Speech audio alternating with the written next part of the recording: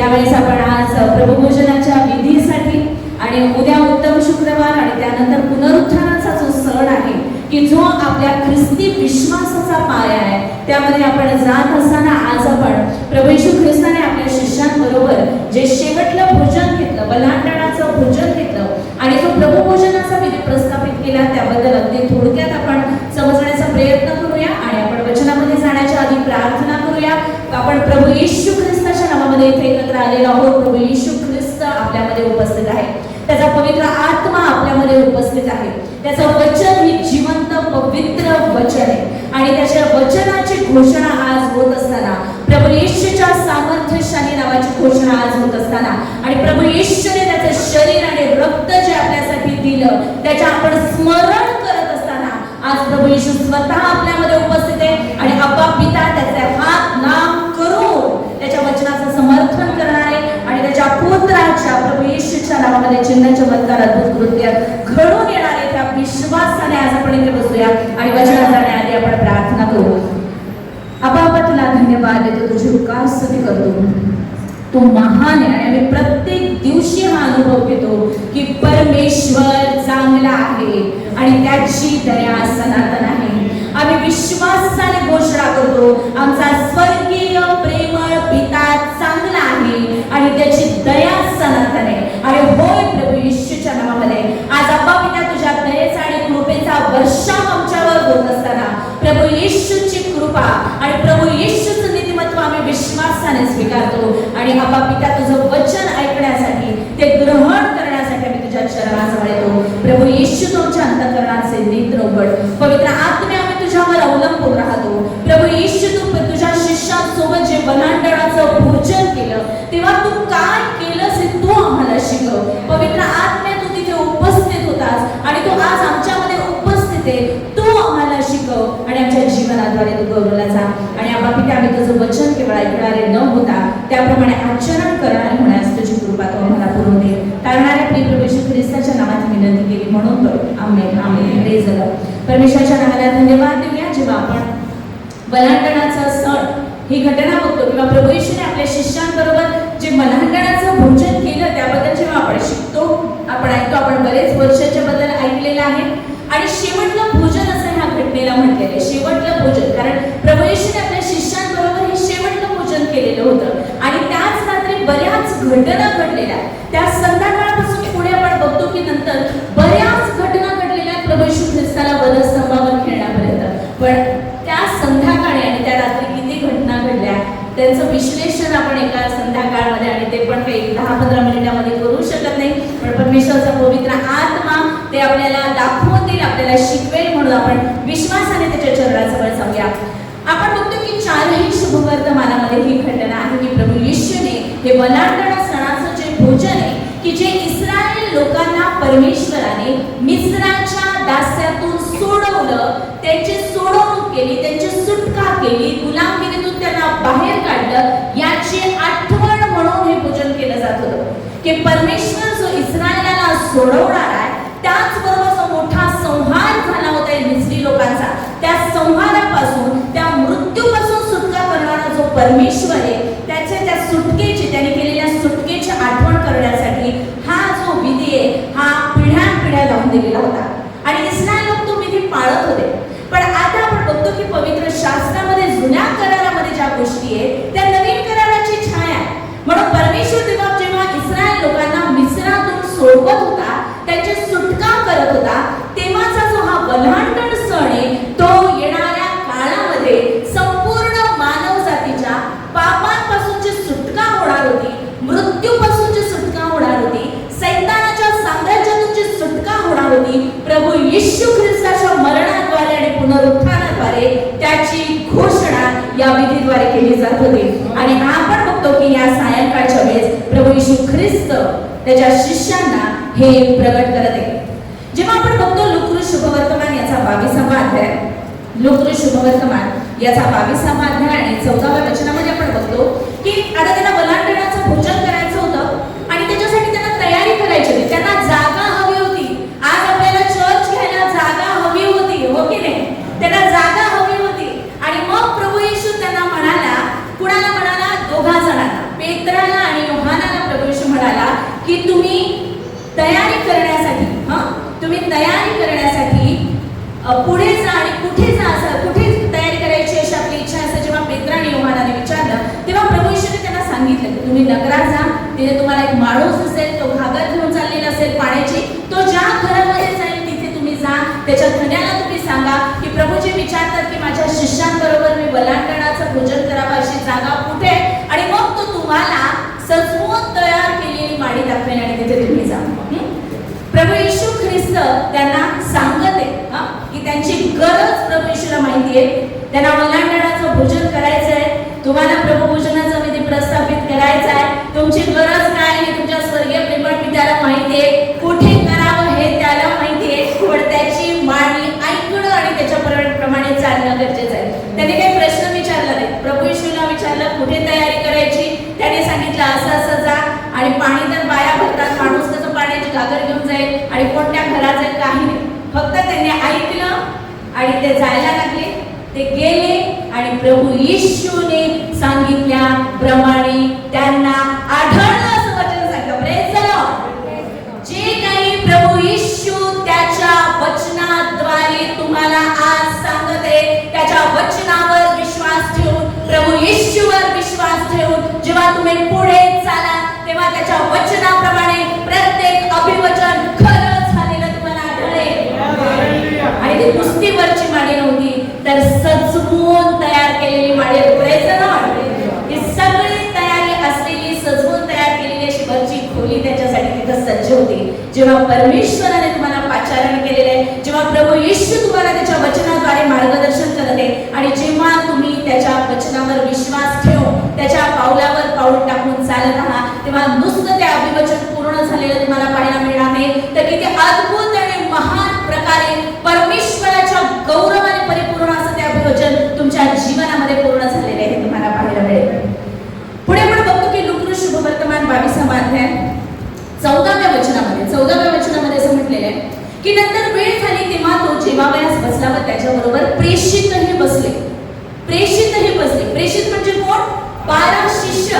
पण त्याने इथे काय शब्द वापरलेला आहे? प्रेषित. कारण आता प्रेषितपणाचा मोठा अभिषेक आणि त्याची तयारी प्रभू येशू त्यांच्याकडून करून घेत होता. Praise the Lord. की आता जेव्हा वलांडणाचा सण असायचा तेव्हा आपण जुन्या करारामध्ये म्हणत बघतो की कुटुंबाला सांगितलं होतं की प्रत्येक कुटुंबाने तो एक वलांडणाचा यज्ञपशु घ्यायचा आहे, तो कापायचा आहे, त्याचा मांस कसं खायचं आहे, त्याच्याबरोबर बेकमीर भाकर कशी खायची आहे, आणि सर्व नियम लावून दिले होते कुटुंबासाठी.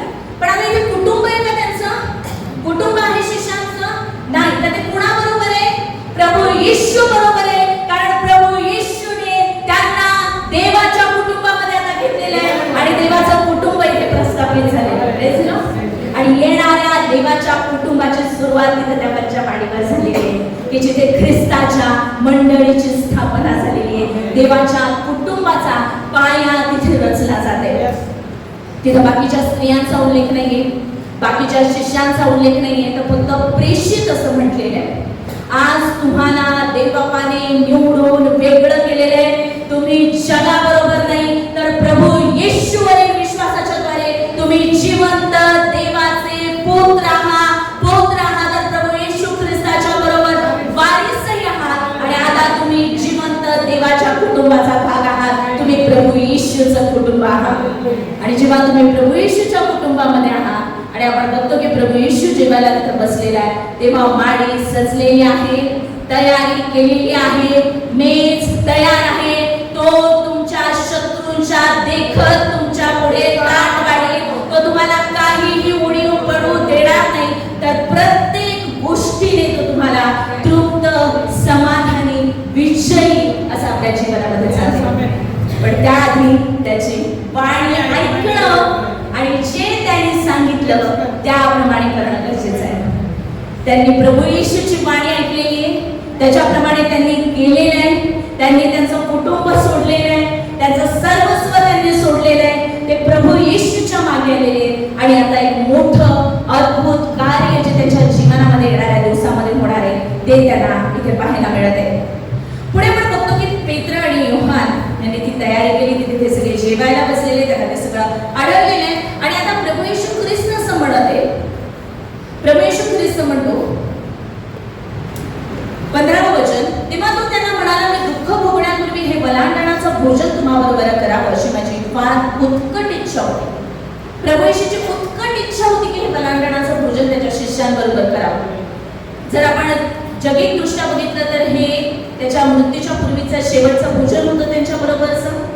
त्याचबरोबर आपण बघतो की प्रभू येशू ख्रिस्ताने त्या संध्याकाळी शिष्यांना बऱ्याच गोष्टी शिकवल्या की ज्या गोष्टी मंडळीचा पाया आहे, ख्रिस्ताच्या शरीराचा पाया आहे, अशा बऱ्याच गोष्टी प्रभू येशूने त्यांना तिथे शिकवलेल्या आहेत. त्याच्यामध्ये पहिली गोष्ट आपण बघतो, महत्वाची गोष्ट की त्याने त्यांना नम्रता शिकवली, नम्रतेचा किट्टा घालून दिला. त्याने त्यांना प्रीतीची नवी आज्ञा दिली. त्याने प्रभू भोजनाचा विधी तिथे प्रस्थापित केलेला आहे. आणि एवढंच नाही तर जेव्हा आपण योहान शुभवर्तमानामध्ये ह्या घटना बघतो तर योहान शुभवर्तमान 13व्या अध्यायापासून 17व्या अध्यायापर्यंत आपल्याला पाहायला मिळतं की वेगवेगळ्या गोष्टींबद्दल प्रभू येशूने त्यांना शिकवलेले आहे आणि त्यांच्यासाठी प्रभू येशूने प्रार्थना केलेली आहे की त्यामध्ये सर्वात महत्त्वाची गोष्ट आहे म्हणजे देवाच्या राज्याविषयी प्रभू येशू त्यांना शिकवतोय आणि पवित्र आत्म्याच्या दानाविषयी त्यांना शिकवते. आणि प्रभू येशू त्यांची तयारी करून घेते की आता मी जाणार आहे, पण कैवारी जो पवित्र आत्मा मी तुमच्यासाठी पाठवून देणार आहे. प्रभू येशू त्यांना म्हणाले की मला तुमच्या बरोबर पुष्कळ गोष्टी बोलायच्या आहेत, पण त्या तुम्हाला आता समजणार नाही, पण जेव्हा तुम्हाला पवित्र आत्मा प्राप्त होईल तेव्हा तो तुम्हाला सर्व काही शिकवेल. आणि अशा प्रकारे ह्या सर्व गोष्टी प्रभू येशू त्यांना शिकवत होता. आज त्या सगळ्या गोष्टी आपण पाहू शकत नाही, पण त्यातली एक महत्त्वाची गोष्ट आपण पाहण्याचा प्रयत्न करूया. योहान शुभवर्तमान याचा 13वा अध्याय आणि यातल्या काही घटना आपण करण्याचा प्रयत्न करू. योहान शुभवर्तमान 13व्या अध्यायामध्ये असं म्हटलेले की वलांडण सणापूर्वी असे झाले की येशूने आता ह्या जगातून पित्याकडे जाण्याची आपली वेळ आली आहे हे जाणून ह्या जगातील स्वकीयांवर त्याचं जे प्रेम होतं ते त्यांनी शेवटपर्यंत केले. कसं केली प्रीती त्याने, कशी केली? शेवटपर्यंत केली. त्यांना निवडल्यापासून जी त्या शिष्यांवर त्याची जी प्रीती होती ती त्याने शेवटपर्यंत केली. आणि आता त्या प्रीतीचा जो अत्युच्च बिंदू आहे तो येणार होता की शेवटपर्यंत जी प्रीती त्याने केली आणि नम्रतेने प्रीती केली त्याचा अत्युच्च बिंदू येणार होता की तो त्यांच्यासाठी आणि संपूर्ण मानव जातीच्या पापांच्या क्षमेसाठी आणि त्यांना देवाची मुलं म्हणून देवाच्या राज्यात परतण्यासाठी स्वतःचा प्राण अर्पण करणार होता. आणि त्याचबरोबर तो त्यांना प्रीतीची आणि नम्रतेची नवीन आज्ञा आणि कित्ता घालून देणार होता. त्याने प्रेम शेवटपर्यंत केले. हे दैवी प्रेम आहे. देवाने जगावर एवढी प्रीती केली. आपल्यासारखं प्रेम नाही, आज आहे उद्या नाही परवा आहे तेव्हा असं नाही, चढ उतार होणारं प्रेम नाही. आणि अशा प्रेमामध्ये आपण राहावं अशी त्याची इच्छा नाही. आणि म्हणून रोमकरास्तोत्र 5वा अध्याय आणि 5व्या वचनामध्ये म्हटलेलं आहे की त्याने त्याच्या पवित्र आत्म्याच्या द्वारे आपल्या अंतःकरणामध्ये त्याच्या प्रीतीचा वर्षाव केलेला आहे. ही प्रीती ती नम्रतेची प्रीती आहे, ही प्रीती त्यागाची प्रीती आहे, ही प्रीती देवाची प्रीती आहे. योहान 3:16 सांगतात देवाने जगावर एवढी प्रीती केली की त्याने आपला एक पुत्र दिला अशासाठी की जो कोणी त्याच्यावर विश्वास ठेवतो त्याचा नाश होऊ नये तर त्याला सार्वकालिक जीवन प्राप्त व्हावं. आणि मग ही प्रीतीची आज्ञा देत असताना, नम्रतेचा कित्ता घालून देत असताना आपण बघतो की एकीकडे देवाच्या राज्याचं कार्य चालू आहे आणि एकीकडे अंधकाराच्या सत्तेचं कार्य चालू आहे. आपण बघतो की इकडे प्रभू येशू ख्रिस्त येणाऱ्या दिवसांमधला विजय, मंडळीची स्थापना, प्रभू भोजन आणि या सर्व गोष्टींबद्दल शिष्यांना शिकवतोय, त्यांना सांगतोय. पण एकीकडे आपण बघतो की त्याला धरून द्यावं असं यहूदा इस्करियोतच्या मनामध्ये सैतान घालून चुकला होता. कारण सैतानाला असं वाटत होतं की वधस्तंभावर हा प्रभू येशू ख्रिस्त मेला म्हणजे तो त्याचा अंत असेल. पण सैतानाला हे माहित नव्हतं की प्रभू येशू जेव्हा वधस्तंभावर मरेल तेव्हा तो त्याचा अंत असेल. परमेश्वराच्या नावाला धन्यवाद देऊया. आणि म्हणून प्रभू येशू ख्रिस्त तिथे यरूशलेमेत जात असतानाच विजयाने केला होता. कारण जरी दुःख सहन आहे तर दुःख सहन हा अंत नाहीये, तर दुःख सहन ही सुरुवात आहे परमेश्वराच्या गौरवी राज्याची. प्रभू येशूने त्याच्या मंडळीमध्ये येऊन वस्ती करण्याची आणि त्याच्या वधूची, त्याच्या मंडळीची ही सुरुवात होणार होती. आणि म्हणून आपण इथे बघतो की प्रभू येशू ख्रिस्त तिथे आहे आणि प्रभू येशू भोजनावरून उठला आणि त्याने आपली बाह्य वस्त्र काढून ठेवली आणि रुमाल घेऊन कमरेस बांधला. मग तो गंगाळात पाणी ओतून शिष्याचे पाय धुवू लागला आणि कमरेस बांधलेल्या रुमालाने तो पुसू लागला. आपण बघतो की इथे प्रभू येशू ख्रिस्त ही जी कृती करत आहे त्यावेळेचा एक कस्टम होता किंवा एक रीतिरिवाज होता.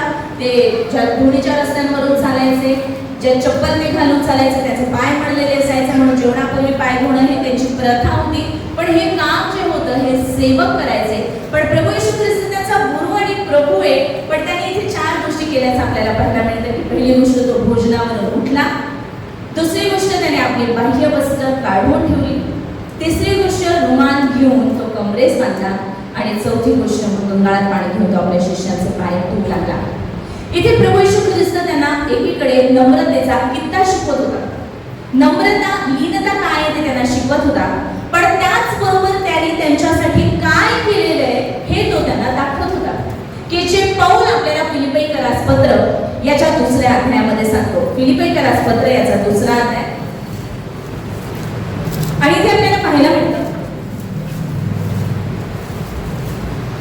5वं वचन आणि त्याच्या पुढे, अशी जी चित्तवृत्ती ख्रिस्त येशूच्या ठायी होती ती तुमच्या ठायी असो.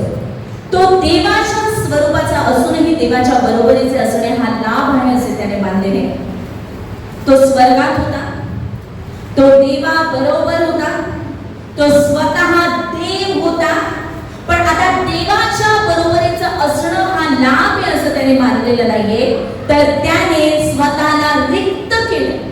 त्याने स्वतःला रिक्त केलं की जे वचन सांगतं की तो गुरु आहे, प्रभू आहे, तो मेन स्थानावर तिथं बसलेला असेल, हो ना, मुख्य स्थानावर, मुख्य आसनावर तिथं बसलेला असेल, सगळ्यांच्या मध्ये तो मुख्य जागेवर बसलेला असेल गुरु आणि प्रभू म्हणून. पण तो तिथून उठलेला आहे, तो त्याची जागा सोडून उठलेला आहे, तो त्याच्या स्वर्गातलं स्थान सोडून उठलेला आहे आणि त्याने स्वतःला रिक्त केलं. आणि काय केले त्याने? मनुष्याच्या प्रतिरूपाचं होऊन दासाचं रूप धारण केलं. काय केलं त्याने? मनुष्याचं प्रतिरूप धारण केलं.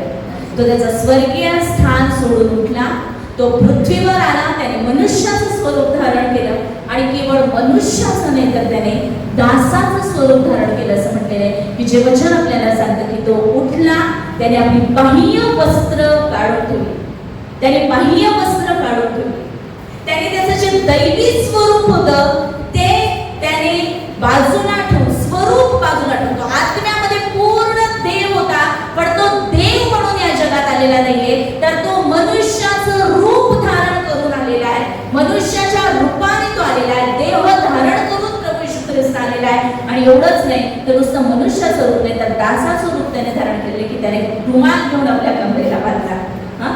रुमाल घेऊन आपल्या कमरेला बांधला. आणि जे दास जे काम करायचे, सेवक जे काम करायचे ते काम त्याने केलेले आणि त्याने आपल्या शिष्यांचे पाय धुतलेले. 8वं वचन सांगतं, आणि मनुष्य प्रकृतीचे असे प्रगट होऊन त्याने मरण आणि तेही वधस्तंभावरचे मरण सोसले, येथपर्यंत आज्ञा पालन करून त्याने स्वतःला लीन केले. प्रभू येशू ती लीनता, ती नम्रता शिष्यांना दाखवत असताना त्यांना तो कित्ता घालून दाखवत देत होता की त्यांनी काय करावं याचा कित्ता तो त्यांना घालून देत होता. पण त्याच्याच बरोबर त्यांनी स्वतः त्यांच्यासाठी काय केलेलं आहे, तो काय आहे आणि तो इथं काय म्हणून आलेला आहे त्याने दाखवून दिले. तो असं नाही म्हणाला की मी तुच्छ आहे, मी कमी आहे, मी दास आहे आणि म्हणून मी हे करतो. जसं आपण पुष्कळ वेळा म्हणतो मी पापी आहे, मी सेवक आहे, मी दास आहे, मी कमी आहे. तसं नाही. प्रभू येशू म्हणतो की मी गुरु आणि प्रभू आहे तरी मी हे करतो. तो काय हे तो त्यांना दाखवून देत होता की तो देव आहे, तो देवाचा ऐकवता आहे, पुत्र आहे आणि तरीही तो मनुष्य रूप धारण करून आलेला आहे. आणि तो लीन आणि नम्र झालेला आहे. तो जर गुरु आणि प्रभू असून तो हे करतोय आणि तो आपल्याला कित्ता घालून देते तर तुम्ही विशेष करून एकमेकांचे पाय धुतले पाहिजे. याचा अर्थ आपण प्रत्यक्ष एकमेकांचे पाय धुवावेच नाही तर लीनता आणि नम्रता धारण करतो. जगाला दाखवायला कदाचित आपण एकमेकांचे पाय धुवू, पण तुम्ही किती सुंदर पाय धुतले एकमेकांचे हे परमेश्वर पाहत नाही तर तो अंतःकरण पारखणारा परमेश्वर आहे. तुम्ही जगाला दाखवण्यासाठी खूप लीन होऊन कदाचित पाय धुवाल, पण अंतःकरणामध्ये प्रीती नसेल तर परमेश्वराचं वचन सांगते की जर प्रीती नाहीये तर आपण वाजणारी थाळी आणि झणझणणारी झाज अशी आहोत. तो प्रीतीने नम्र झाला, तो प्रीतीने नम्र झाला. प्रीती आणि नम्रता हे आपण वेगळं करू शकत नाही. जर आपण नम्र आहोत तर आपण प्रीती करू शकतो आणि जर आपल्यामध्ये देवाची प्रीती आहे तरच आपण नम्र होऊ शकतो. आपण इथे बघतो की प्रभू येशू ख्रिस्ताने इथे दासाचं स्वरूप धारण केलेलं आहे, तो लीन झालेला आहे, तो नम्र झालेला आहे आणि जे त्याने केलेले आहे मानव जातीसाठी त्याचं एक प्रतीक तो इथे सांगत आहे की ज्याच्याबद्दल तिमोथेला पहिलं पत्र 3 अध्याय आणि 16व्या वचनामध्ये पाऊल म्हणतो.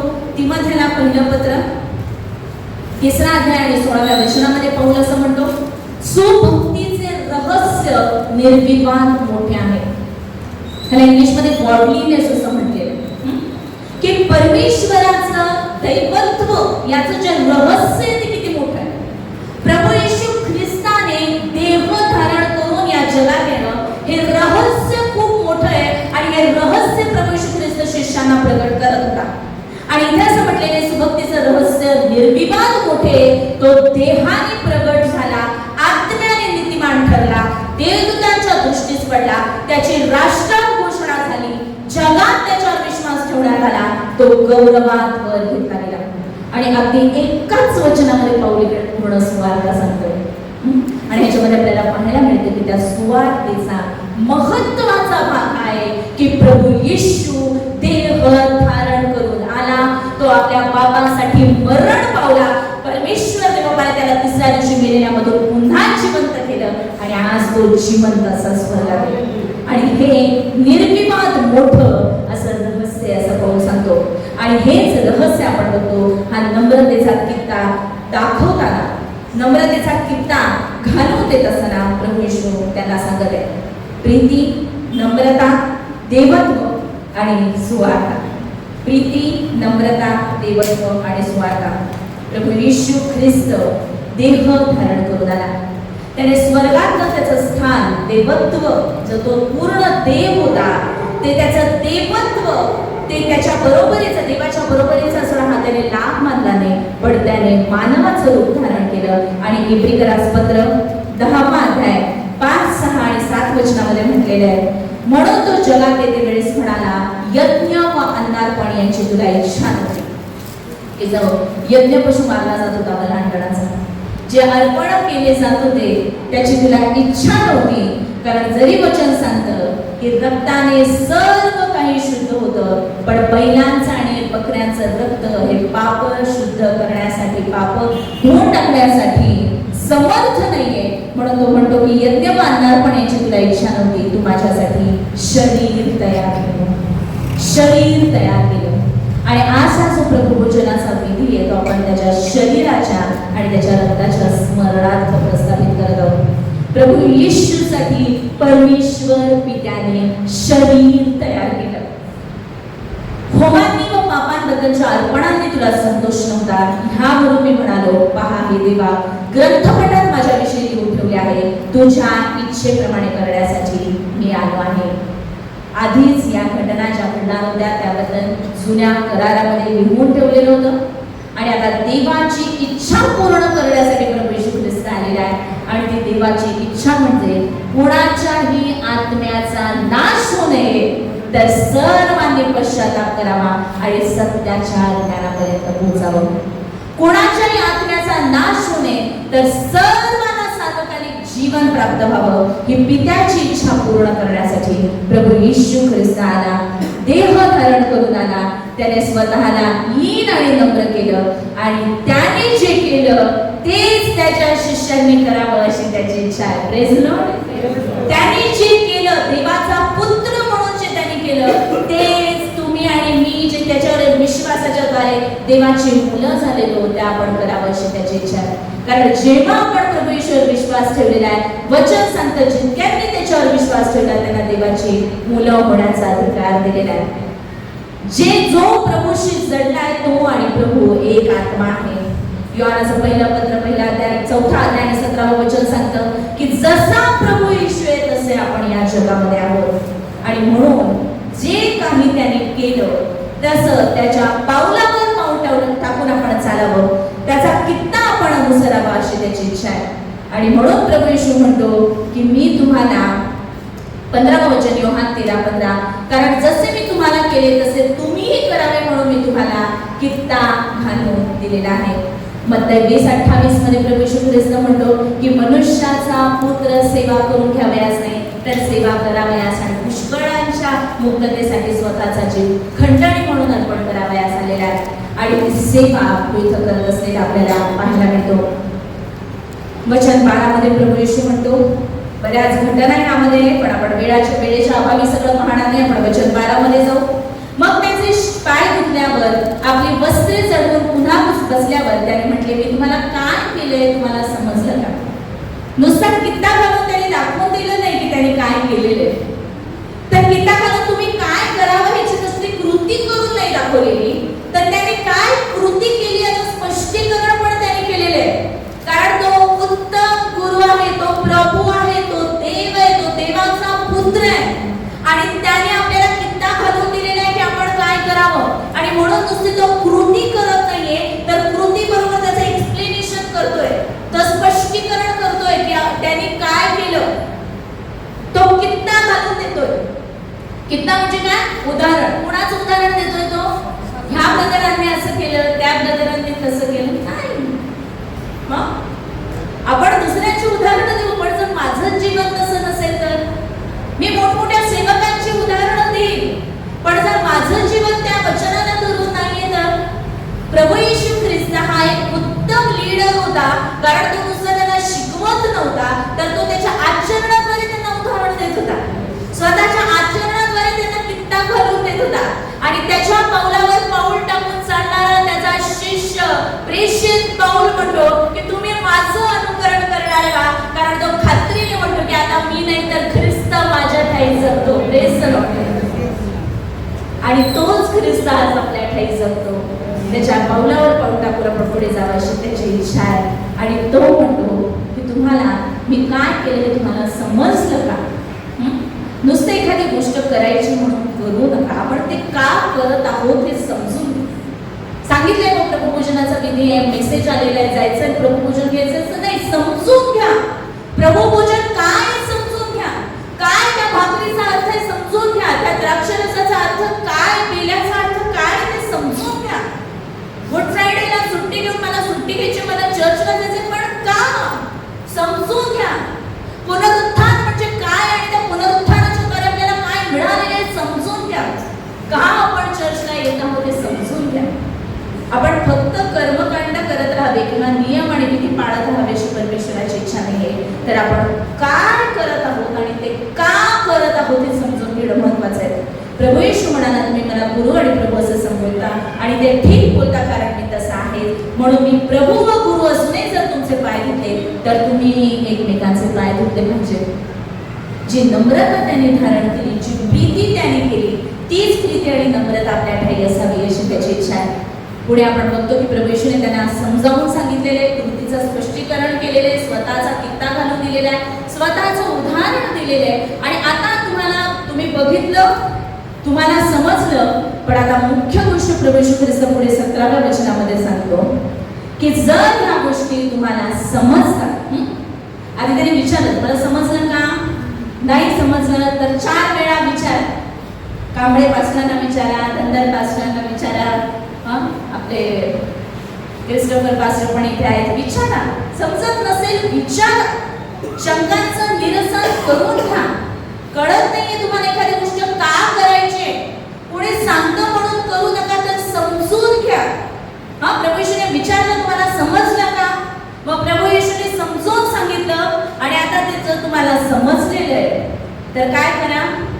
पुढे वचन सांगतं, जर ह्या गोष्टी तुम्हाला समजतात तर त्या केल्याने तुम्ही धन्य आहात. समजून मी किती ज्ञानी आहे हे आपल्याला दाखवायचं की मला एवढं समजतं आपल्याला दाखवून काही उपयोग नाही, तर विश्वासाप्रमाणे, कृती आणि वचनाप्रमाणे आचरण. जर तुम्हाला समजलं तर हे फक्त दुसऱ्यांना सांगण्यासाठी नाहीये, हे फक्त ऐकण्यासाठी नाही, ते करण्यासाठी. तर ती प्रीती आणि नम्रता आपल्या जीवनामध्ये दिसली पाहिजे आणि ती दिसेल, कारण आधीच तो पवित्र आत्मा आपल्यामध्ये आहे, प्रभू येशू आपल्यामध्ये आहे, आपण त्याच्यासारखे आहोत. आपला आत्मा त्याच्यासारखा 100% झालेला आहे. पण त्यासाठी आपल्याला आपलं शरीर जिवंत, पवित्र आणि ग्रहणीय म्हणून त्याला समर्पित करायचं आहे. आणि त्याने आपल्यासाठी काय केलेले आहे, आध्यात्मिक जगामधल्या गोष्टी काय आहेत, त्याने आपल्यासाठी काय आशीर्वाद मोकळे केलेले आणि आपल्या आध्यात्मिक जगातलं स्थान काय, देवाच्या राज्यातलं स्थान काय, काय अधिकार आहे आपल्याला हे समजून घेण्यासाठी वचन सांगतं. रोमकरासपत्र 12 अध्याय पहिली 2 वचनं. दुसरं वचन म्हणतं की देवाची तुमच्या जीवनासाठी असते, देवाची उत्तम, ग्रहणी आणि परिपूर्ण इच्छा काय हे समजून घेण्यासाठी या युगाबरोबर समोर होऊ नका, तर आपल्या मनाच्या नवीकरणाने स्वतःचं रूपांतर होऊ द्या आणि परमेश्वराच्या जिवंत वचनाद्वारे आणि त्याच्या पवित्र आत्म्याच्याद्वारे आपल्या मनाचं नवीकरण होतं आणि जे पवित्र आत्मा आपल्याला शिकवतो ते आपल्या देहामधून ती कृती करण्यासाठी त्याची कृपा प्रभू येशू आपल्याला पुरवून देतो, त्याची कृपा प्रभू येशू आपल्याला पुरवून देतो. पुढे वचन आपल्याला सांगतं काय केलं प्रभू येशू ख्रिस्ताने हे त्याने दाखवून दिलं. शिष्य हे ऐकत आहे. पेत्र म्हणतो माझे पाय धुवून नको प्रभूजी, कारण तो स्वतःला पापी समजतो. त्याला वाटतं प्रभू येशू गुरु आहे, प्रभू आहे आणि तो माझे पाय धुतो. आणि तो प्रभू येशूला नाही म्हणतो. प्रभू येशू त्याला म्हणाला की जर मी तुला न धुतले तर मला तुझ्यामध्ये वाटा नाही, वाटा तर पाहिजे. प्रभू येशू माझं डोकंही धुवून, हातही धुवून. पुष्कळ वेळा आपण स्वतःला पापी म्हणून घेतो, आपण कमी आहोत असं समजतो, आपण अनितिमान आहे असं समजतो आणि परमेश्वराने आपल्याला आशीर्वादित करावं अशी आपली पात्रता नाही असं आपण समजतो आणि त्यामुळे आपण त्याच्या आशीर्वादांना म्हणतो. पण प्रभू येशू म्हणतो की मी जर तुला न धुतलं तर तुला माझ्याबरोबर वाटा नाही. जर आपण आधी ते आशीर्वाद घेतलेले तर आपण ते दुसऱ्यांना देऊ शकणार नाही. म्हणून आज आपल्याला मी पापी आहे म्हणून आपण लीन नाही व्हायचंय, तर आपण जे त्यांनी केलं ते आपण जेव्हा विश्वासाने स्वीकारतो तेव्हा ती खरी नम्रता आहे. आज आपण प्रभू येशू ख्रिस्ताच्या रक्ताने धुतले गेलेलो आहोत. प्रभू येशूच्या रक्ताने आपल्या सर्व पापांची क्षमा झालेली आहे. भूतकाळात, भविष्य काळात, वर्तमान काळात घडणाऱ्या सर्व पापांची क्षमा प्रभू येशूच्या रक्ताद्वारे झालेली आहे. आणि आता आपण पापी नाही, तर प्रभू येशूवरील विश्वासाच्या द्वारे आपण जिवंत देवाचे पुत्र आहोत. प्रभू येशूवरील विश्वासाच्या द्वारे प्रभू येशूच्या ठाई आपण जिवंत देवाचं नीतिमत्व आहोत. आपण त्याचे वारीस आहोत, अब्राहमाचे संतान आहोत. आज आपल्याला हे विश्वासाने स्वीकारून प्रभू भोजनाचा विधी घ्यायचा आहे. प्रभू येशूला बसलेल्या फटक्यांनी आपल्याला आरोग्य मिळालेलं आहे याची घोषणा आपण हा भाकर घेत असताना करतो. प्रभू येशूच्या रक्ताने आपल्या सर्व पापांची क्षमा झालेली आहे याची घोषणा आपण हे रक्त घेत असताना करत असतो. प्रभू येशू ख्रिस्ताने योहान शुभवर्तमानाच्या 6व्या अध्यायामध्ये त्याचं शरीर ही खरी भाकर आहे आणि त्याचं रक्त हे खरं पेय आहे हे जेव्हा सांगितलं तेव्हा तो म्हणतो योहान शुभवर्तमान 6वा अध्याय आणि याच्यातील 2-3 वचनं बघून आपण बंद करूया. योहान शुभवर्तमान 6वा अध्याय 35वं वचन. येशू त्यांना म्हणाला मीच जीवनाची भाकर आहे, जो माझ्याकडे येतो त्याला कधीही भूक लागणार नाही आणि जो माझ्यावर विश्वास ठेवतो त्याला कधीही तहान लागणार नाही. 51वं वचन आपल्याला सांगतं स्वर्गातून उतरलेली जिवंत भाकर मीच आहे. ह्या भाकरीतून जो कोणी खाईल तो सर्व काळ जगेल.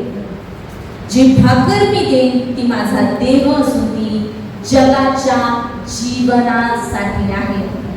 प्रभू येशूचं शरीर ही खरी भाकर आहे, तो जीवनाची भाकर आहे आणि जेव्हा आपण त्याच्यावर विश्वास ठेवून त्याच्या शरीरामध्ये सहभागी होतो तो आपलं मस्तक आहे, आपण त्याचं शरीर आहोत. जेव्हा आपण त्याच्या शरीरामध्ये सहभागी झालेलो, जेव्हा आपण त्याच्या शरीराचा स्वीकार केलेला आहे तेव्हा तो आपल्यासाठी जीवन असं आहे.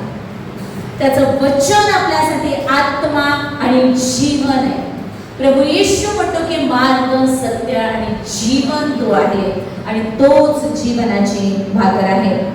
वचन 54 असं म्हणतं जो माझा देह खातो माझे रक्त पितो त्याला सार्वकालिक जीवन प्राप्त झाले आणि मीच त्याला शेवटल्या दिवशी उठवेन.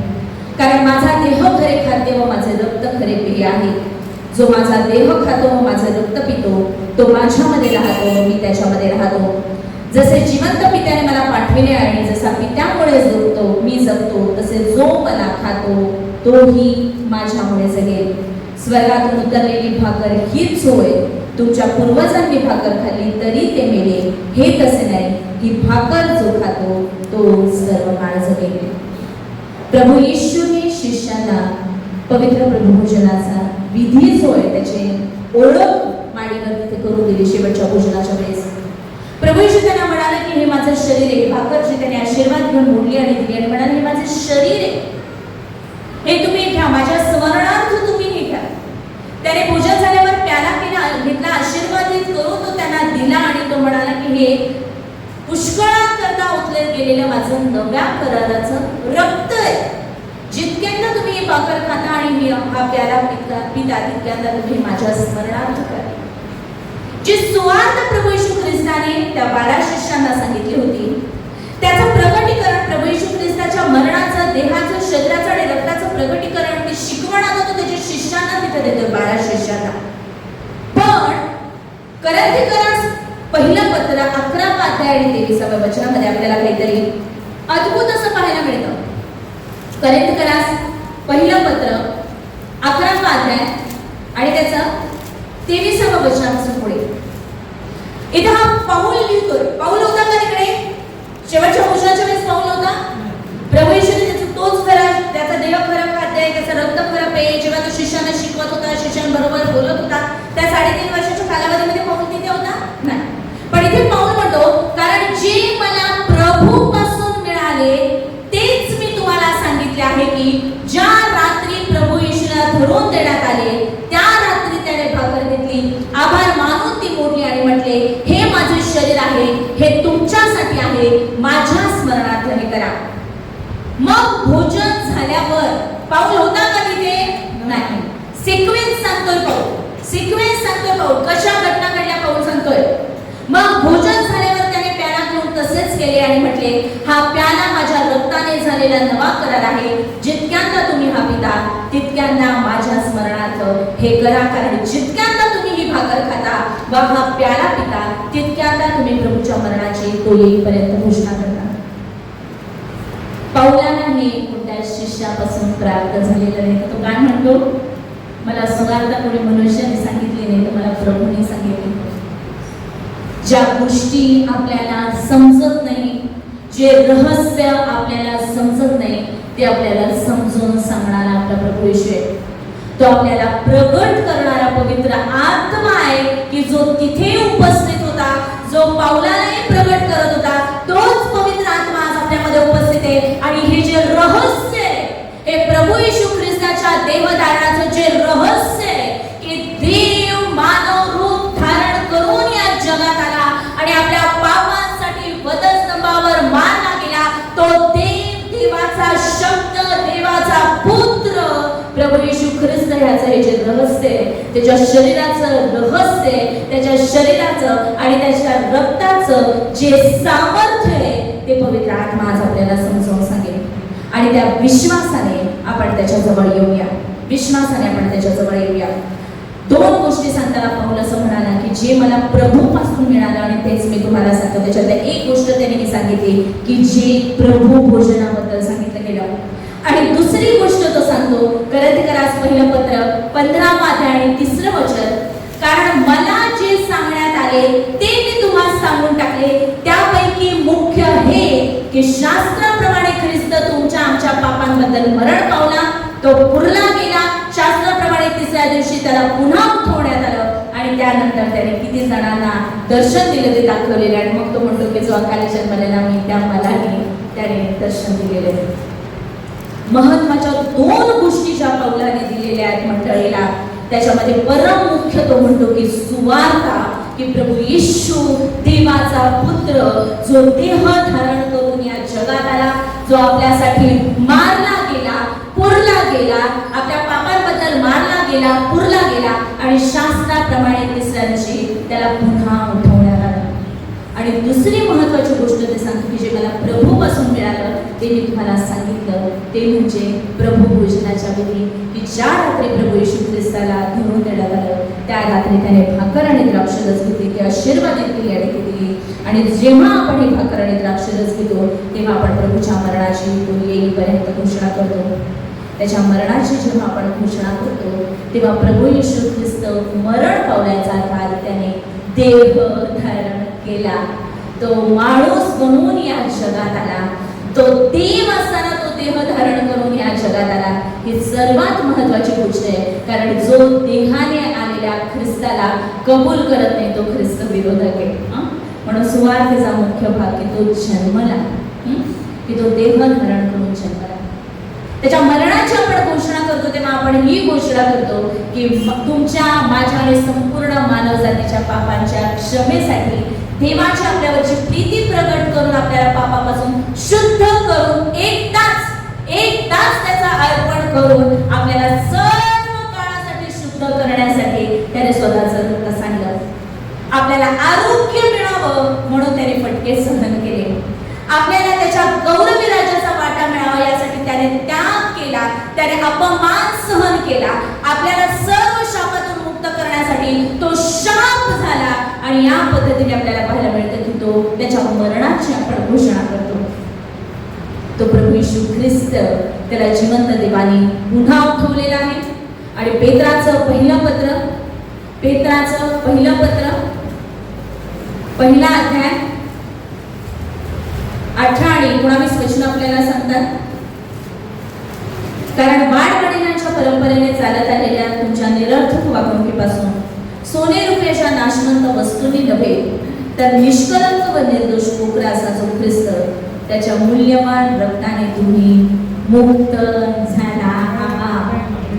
आज जर आपल्याला हे सत्य समजलेलं आहे तर हे सत्य आपल्याला बंधमुक्त करेल असं परमेश्वराचं वचन आपल्याला सांगतं. आज प्रभू येशू ख्रिस्ताने काय केलं हे आपण ऐकलेले आहे. आपण काय करावं हे त्याने सांगितलेले हे आपण ऐकलेले आहे. आपण ते समजून घेतलेले आहे. पण आपल्याला इथं थांबायचं नाहीये, तर आपल्याला ते करायचंय. कारण तुम्ही ते नुसतं समजल्याने नाही, तर जर तुम्हाला ते समजतं तर तुम्ही ते केल्याने धन्य आहात. आज प्रभू येशू आपल्यामध्ये आहे, त्याची नम्रता आपल्यामध्ये आहे, त्याची प्रीती आपल्यामध्ये, त्याचं पुनरुत्थानाचं सामर्थ्य आपल्यामध्ये. आणि आज ते आपल्या आत्म्यात असलेलं सामर्थ्य आपल्याला आपल्या मनामध्ये आणून ते आपल्याला आपल्या भौतिक जगामध्ये जगायचं. आपल्याला बाहेरून आत जगायचं नाही, तर आपण आत्मा, जीव आणि शरीर आहोत. आपल्याला आतून बाहेर जगायचंय. देवाच्या इच्छेप्रमाणे आपल्याला जगायचंय. आणि त्याची इच्छा समजून घेऊन त्याच्या नावाच्या गौरवासाठी त्याच्या पाऊलांवर पाऊल टाकून आपल्याला चालायचंय. प्रभू येशू ख्रिस्ताने जे शिष्यांना सांगितलं ते पाऊलाला पुन्हा त्यांनी सगळं समजून सांगितलं. तोच प्रभू येशू ख्रिस्त या सर्व गोष्टींचं प्रगटीकरण आपल्याला करून त्याच्यावरील विश्वासात, त्याच्या नम्रतेत, त्याच्या प्रीतीमध्ये वाढवण्यासाठी तयार आहे. त्याच्या चरणाजवळ आपण येत असताना कोणत्याही प्रकारचा भेदभाव आपल्यामध्ये नाहीये, कारण त्याने पापाची आडभिंत पाडून टाकलेली आणि प्रभू येशूवरील विश्वासाच्या द्वारे आपण जिवंत देवाची मुलं झालेलो आहोत. आपण विश्वासाने उभं राहूया आणि परमेश्वराच्या नावाला धन्यवाद देऊया त्याच्या प्रीतीबद्दल, धन्यवाद देऊया तारणाच्या योजनेबद्दल. सुभक्तीचं रहस्य निर्विवाद मोठं आहे आणि हे रहस्य त्याने आपल्याला प्रकट केलेलं असताना ते आपल्याला समजावं यासाठी आपल्या अंतःकरणाचे नेत्र उघडण्यासाठी आपण प्रभू येशूला विनंती करू. आपण त्याला धन्यवाद देऊया त्याच्या बलिदानाबद्दल. कोणताच भेदभाव नाहीये, त्याच्या प्रीतीने त्याने आपल्याला त्याच्या जवळ त्याच्यामध्ये एक केलेले आपण त्याची उपकार स्तुती करूया. आपण त्याच्या मेजाजवळ येत असताना आपल्या प्रत्येकाचं त्याच्या राज्यात त्याने स्वागत केलेले आपण त्याच्या नावाला धन्यवाद देऊया. आणि त्याच्या राज्यामध्ये आपण जात असताना आपण त्याचं कुटुंब असताना आपल्याला अनेकांना की ज्यांना कुटुंब नाहीये, जे देवाच्या राज्याच्या बाहेर आहेत, त्यांना आपल्याला या प्रीतीच्या कुटुंबामध्ये आणायचंय, त्यांना देवाच्या प्रीतीमध्ये आपल्याला आणायचंय. आपण त्यासाठी स्वतःला समर्पित करूया. आपली नम्रता, आपली प्रीती की जी आपली नाहीये तर प्रभू येशूपासून आपल्याला मिळालेली आहे, ती प्रीती पाहून जगातील लोक ओळखतील की आपण त्याचे शिष्य आहोत, आपण प्रभू येशूचे आहोत. आपण आनंदाने या प्रभू भोजनाच्या विधीमध्ये सहभागी होण्यासाठी स्वतःला समर्पित करूया. किसी का है स्वागत यहाँ तेरे राज में, तेरे राज में ऊंचे नीचे का ना कोई हमें, तेरे राज में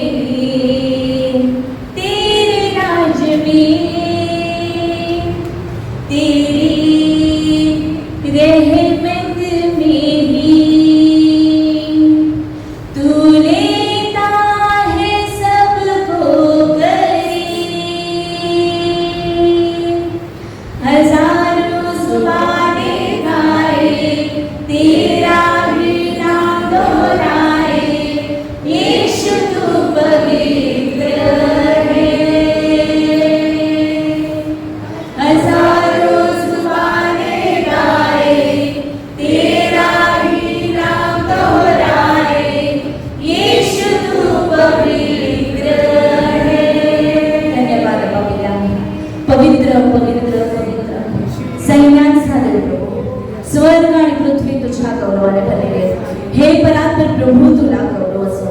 धन्यवाद बापिया, प्रभूच्या नावाने येणारा धन्यवादित आहे. ऊर्ध्व लोकी होसाना.